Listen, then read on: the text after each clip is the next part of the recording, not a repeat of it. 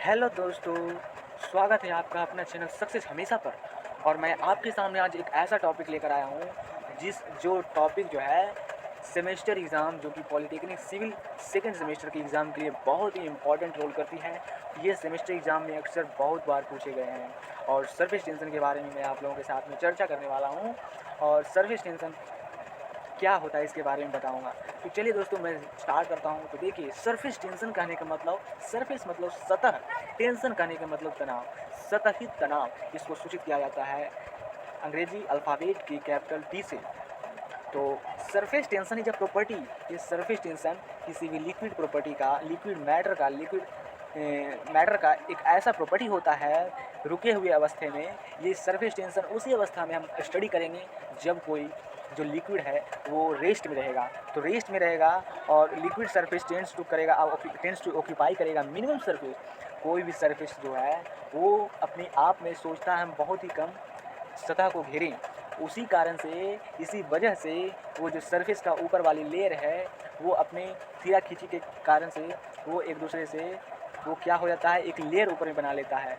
वो लेयर बनाने के चक्कर में वो एक तनाव की तरह एक मेम्ब्रेन हो जाता है। मेम्ब्रेन ऊपर एक झिल्ली जैसा सतह बन जाता है, उसी को सरफेस टेंशन कहते हैं। तो सरफेस टेंशन को डिफाइंड इस तरह से किया जा सकता है कि defined as a tangential force acting per unit length. कहा जाता है कि एक यूनिट लेंथ में जितना टेंजेंशियल फोर्स लगता है वो वही सरफेस टेंशन कहलाएगा।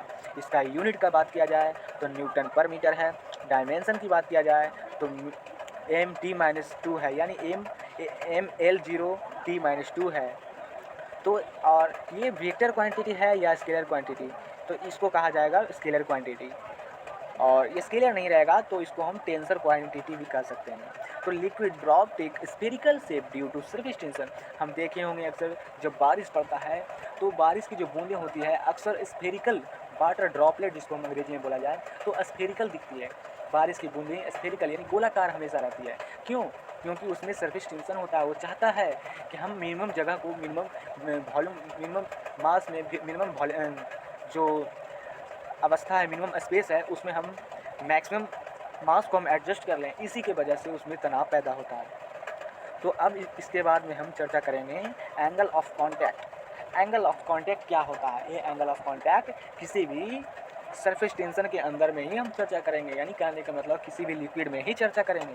तो the point eight which the liquid touches the wall of the container is called point of contact of angle which is tangent to the liquid surface at the point of contact max with solid surface inside the liquid is called angle of contact। तो इसका कहने का मतलब है कि कोई भी जो लिक्विड होता है, किसी भी बर्तन में रखेंगे, किसी भी ढांचा में रखेंगे, तो उसमें दो तरह का होता है, अवस्था बनाता है। एक कॉन्वेक्स बनाता है और एक कॉन्केव बनाता है।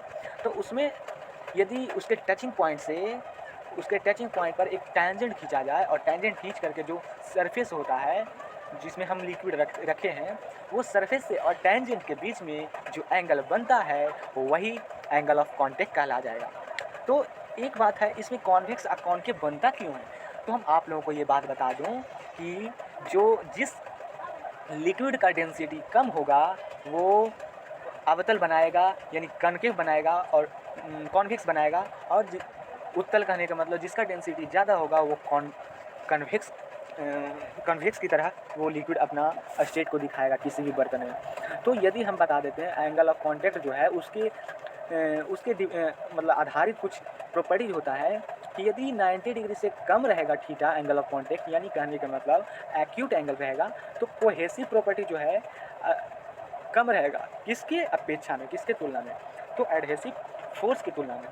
तो liquid rise in capillary tube, liquid जो है कैपिलरी ट्यूब में धीरे धीरे उठेगा यदि 90 डिग्री से कम रहेगा। तो कैपिलरी ट्यूब जिसका डायमीटर जो है वो लेंथ की अपेक्षा बहुत ही कम होता है, उसे ही कैपिलरी ट्यूब कहते हैं। तो कैपिलरी ट्यूब में लिक्विड जो है ऊपर उठ जाता है उसके सरफेस से।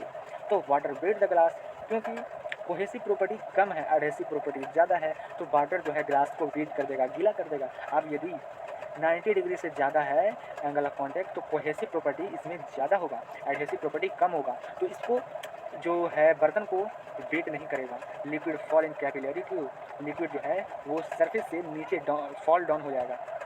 तो कैपिलरी एक्शन इसमें नहीं दिखेगा, कैपिलरी एक्शन नहीं दिखेगा। अब बात करते हैं कैपिलरी एक्शन होता क्या है। तो a glass tube of very fine bore ये diameter throughout the length of the tube is called capillary tube. तो मैं बता दूं कि जिसका डाया जो है बहुत ही कम होता है उसके लेंथ के कंपेरिजन में, लेंथ के अपेक्षा, तो दिस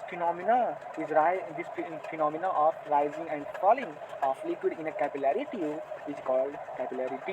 कैपिलरिटी ये फिनोमिना है, ये प्रॉपर्टी है कैपिलरी ट्यूब की, यानी कहने का मतलब इसका डाया कम रहेगा जिस ट्यूब का लेंथ के अकॉर्डिंग, उसी को कैपिलरी ट्यूब कहेंगे। और इसमें जो फिनोमिना ये दिखा जाता है rise and falling of liquid, वही कैपिलरिटी कहलाएगी, ये प्रॉपर्टी कैपिलरिटी कहलाती है। तो इसमें एग्जांपल देखा जा सकता है, the oil in a lamp rise in wick to its top by capillary action. ये जो है ऑयल जो है इन लैम्प, जैसे कि हम पुराने में हाल ही फिलहाल में आपके घर में लैंप जलता होगा किरोसिन से, तो किरोसिन से बत्ती के माध्यम से धीरे धीरे ऊपर चढ़कर उसमें जो जलता है वो किस एक्शन के कारण जलता है, तो कैपिलरी एक्शन के कारण जलता है। धीरे धीरे उसमें पाइप नुमा एक बीच में बन जाता है, उसी के माध्यम से तेल जो है ऊपर आता है ईंधन के रूप में, और वही ईंधन जो है धीरे धीरे जलना शुरू होता है और हमें जो है लाइट एनर्जी प्रोवाइड करता है। Ink is observe by the blotting paper due to capillary action. Ink is observe, जैसे कि हम किसी भी पेपर पर हम इंक छिड़कते हैं तो उसमें धीरे धीरे चारों तरफ फैल जाता है, वही कैपिलरी एक्शन के कारण।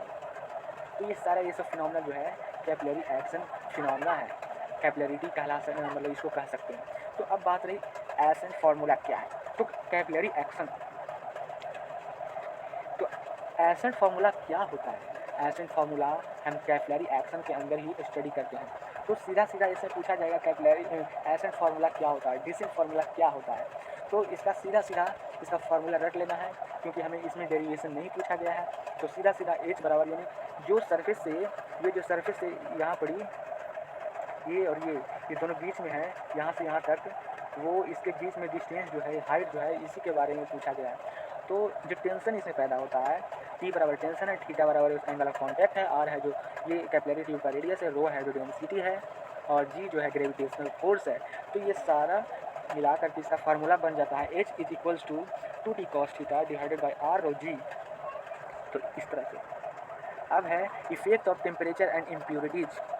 Effect of temperature and impurities यानी कहने का मतलब टेम्परेचर और किसी मतलब गंदगी से, इम्प्योरिटी से, जिस पदार्थ में, जिस लिक्विड में 2 या 2 से अधिक पदार्थ मतलब मिले हुए हैं, तो उसे इम्प्योरिटीज कह देंगे। तो टेम्परेचर से और इम्प्योरिटी से क्या उसमें प्रभाव पड़ता है सरफेस टेंशन में, इसके बारे में चर्चा करेंगे। तो सबसे पहला है कि सरफेस टेंशन इज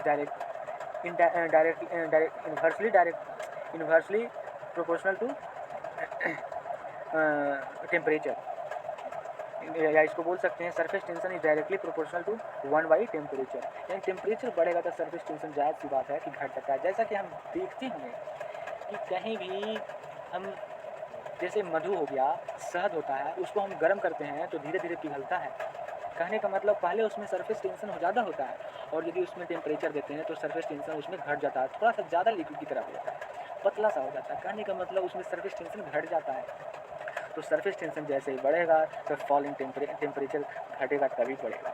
तो सरफेस टेंशन दूसरा बात क्या है, कब बढ़ेगा, जब इंक्रीज करेगा क्या, सॉल्युबल सब्सटेंस इज एडेड, यानी सॉल्युबल सब्सटेंस को ऐड करेंगे। सरफेस टेंशन कब इंक्रीज होगा, highly soluble substance is added, यानी ज़्यादा सॉल्युबल, ज़्यादा मिले जुले पदार्थ है जो कि उसको ऐड करेंगे। जैसे कि नमक हो गया, नमक जो है सॉल्युबल सब्सटेंस है, वो पूरी तरह से मिल जाता है। जैसे चीनी है, वो पूरी तरह से मिल जाएगा, उसमें सरफेस टेंशन धीरे धीरे बढ़ जाता है, ये सब सॉल्युबल सब्सटेंस को मिलाने से। अब तीसरा है इसमें, और सरफेस टेंशन कब बढ़ेगा, जब ऑर्गेनिक इम्प्योरिटी को घटाएंगे। ऑर्गेनिक इम्प्योरिटी को घटाने से सरफेस टेंशन क्या होता है, बढ़ता है।